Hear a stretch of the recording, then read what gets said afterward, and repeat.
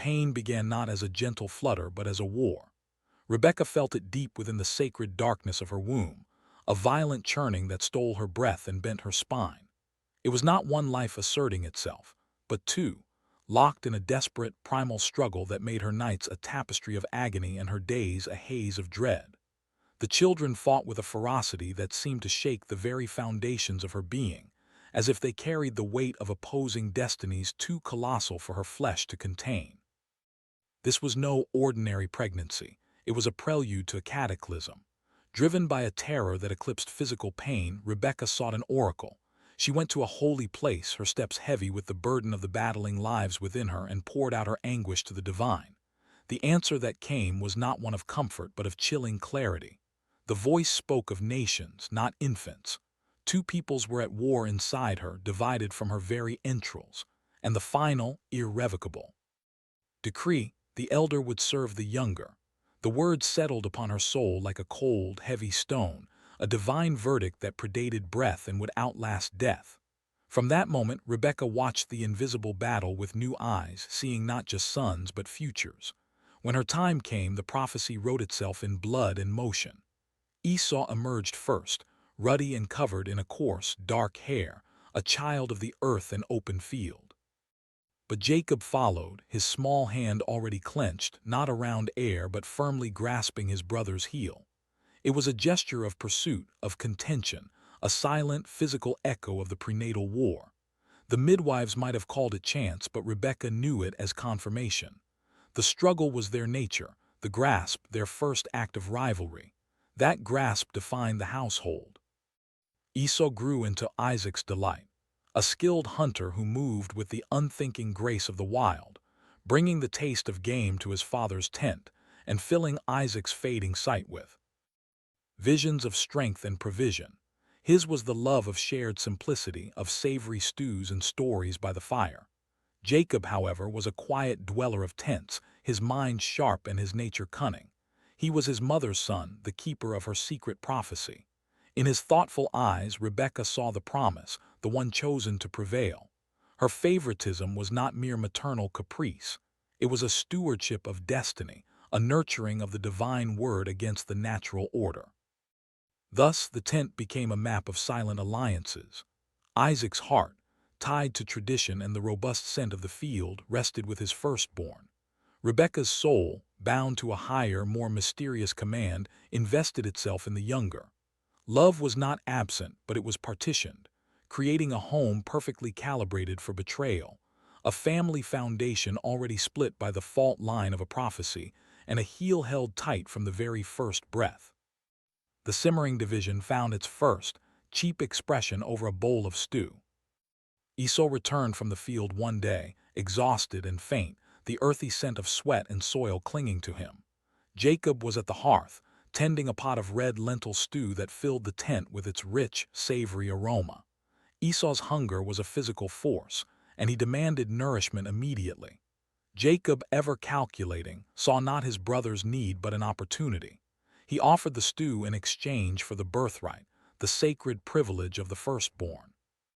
Esau, driven by immediate appetite and a hunter's disdain for abstract inheritance, swore the oath with a dismissive curse, trading his future for a moment's satisfaction.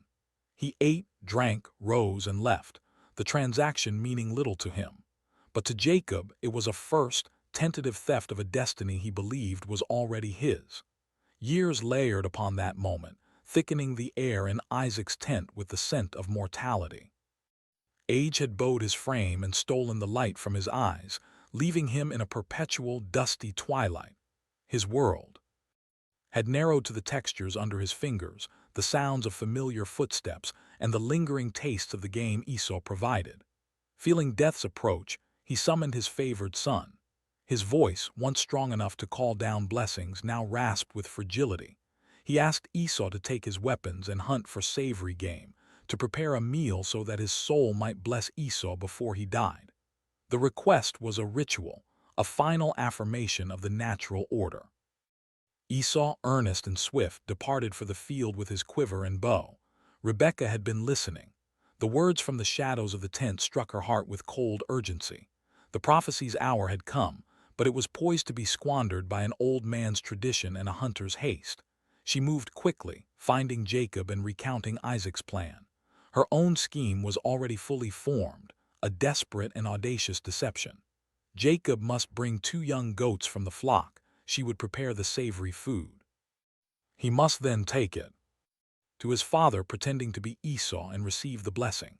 Jacob recoiled in genuine terror. His voice dropped to a horrified whisper. Esau was a hairy man, while his own skin was smooth. If Isaac touched him, the deception would be discovered, and he would invite a curse upon himself, not a blessing. But Rebekah's resolve was iron, forged in decades of guarding the divine secret. Her response was swift and absolute. The curse, she insisted, would be upon her. He must only obey. The maternal architect of destiny would bear any consequence, so long as her chosen son seized his ordained place. The tension in the tent was palpable, a silent scream held between a mother's ruthless faith and a son's paralyzing fear. Rebekah's hands worked with a frantic, precise efficiency. The goats were slaughtered, skinned, and cooked. The savory smell of roasted meat and herbs was a convincing mimicry of game from the field. Then came the crucial artifice.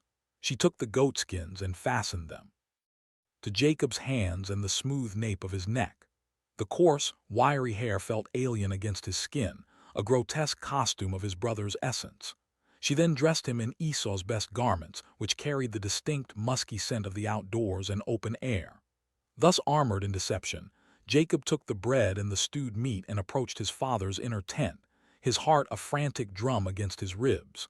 The blind Isaac heard the footsteps and called out, his voice thin with age. Jacob answered, claiming to be Esau, urging his father to rise and eat. A flicker of doubt pierced Isaac's darkness. The voice sounded like Jacob's, but when he demanded the son approach, the ruse held. Isaac's gnarled hands reached out, finding the hairy goatskin on Jacob's hands. The touch seemed to satisfy him, yet a sliver of uncertainty remained. He asked again for confirmation. Jacob, lying now with a desperate bravado invoked by divine favor, assured him. Then Isaac ate and drank the wine. To him, the ritual meal completed, he called his son close for the blessing. Jacob knelt, the goatskins itching, his entire being coiled in terrified anticipation. Isaac's hand settled upon his head. The old man inhaled deeply, catching the scent of the fields on Esau's clothes, and his final doubt dissolved. The blessing flowed from him, ancient and irrevocable, a torrent of words that carried the weight of generations. He spoke of dew and fatness of the earth, of abundance of grain and wine. He declared the supremacy of his son over nations and brothers, pronouncing curses on those who cursed him and blessings on those who blessed him. The words settled upon Jacob like a crown of stolen light, sealing a destiny transferred through trickery. Jacob withdrew, the blessing thrumming in his veins, a prize now forever his. The peace was shattered by Esau's return. He prepared his own meal and brought it proudly to his father, announcing himself. A profound, dreadful silence followed. Then came Isaac's tremulous question, and the awful truth unraveled. A raw, animal cry of anguish tore from Esau's throat, a sound of utter betrayal and loss. He wept bitterly, begging his father for any remaining blessing. But the well was dry. The firstborn's portion was gone. All Isaac could offer was a pale echo, a prophecy of living by the sword and eventually shaking a yoke from his neck. This only sharpened Esau's rage, which now focused with lethal clarity on Jacob. He seethed with a murderous intent, vowing silently to kill his brother after their father's mourning period. Rebekah, learning of the threat, acted swiftly. Citing a need for Jacob to find a proper wife from her kin, she secured Isaac's weary permission for Jacob's departure. Thus, the thief of the blessing became a fugitive, fleeing alone into the barren landscape, carrying nothing but his guilt and the divine favor he had stolen, beginning his long exile under the shadow of a brother's oath of blood. Decades of exile had transformed the fugitive into a patriarch. Jacob returned toward Canaan not as the smooth-skinned deceiver, but as a wealthy, wary man, his caravan a slow-moving constellation of flocks, herds, servants, and family. The stolen blessing had borne material fruit. His tents bulged with wealth. Yet with every step closer to his brother's domain, the weight of the past grew heavier, a cold stone in his gut. News came like a blow. Esau was approaching, and with him 400 men. The number echoed in Jacob's mind, not as a retinue but as an army. The vow of murder, long dormant across the years, now seemed to ride toward him on a cloud of dust. Fear, his old companion, returned in full force. He divided his company into two camps, a strategic dispersal of his life's work, reasoning that if one was attacked, the other might survive. He sent waves of gifts ahead, droves of goats, sheep, camels, cattle, and donkeys, each herd with its own servant bearing the same placating message to Lord Esau. It was a tribute from a subject, a calculated appeasement. That night, alone by the ford of the Jabbok, he sent his family and all his possessions across the stream. Jacob remained behind in the dark, a man suspended between the life he had built and the past he had fled. Here, in that liminal space, he was accosted, not by Esau but by a stranger, a man who grappled with him in the blackness until the breaking of dawn. It was no ordinary struggle. The opponent was preternaturally strong, a being who, with a mere touch, wrenched Jacob's hip from its socket. Yet Jacob, fueled by a lifetime of striving and a terror of the dawn to come, clung on with a desperate, tenacious strength. He demanded a blessing. The being conceded, bestowing a new name, Israel, meaning he struggles with God. The divine wrestler vanished with the first light, leaving Jacob alone, wounded and irrevocably changed. He limped from the place, his body bearing a permanent memorial of the night, his spirit marked by an encounter that was both wound and consecration. The sun rose on the day of reckoning. Jacob looked up and saw Esau coming, the 400 men fanning out behind him like a dark tide. He arranged his family meticulously, placing the maidservants and their children first, then Leah and hers, and finally Rachel and Joseph at the rear, a human shield of his own affections.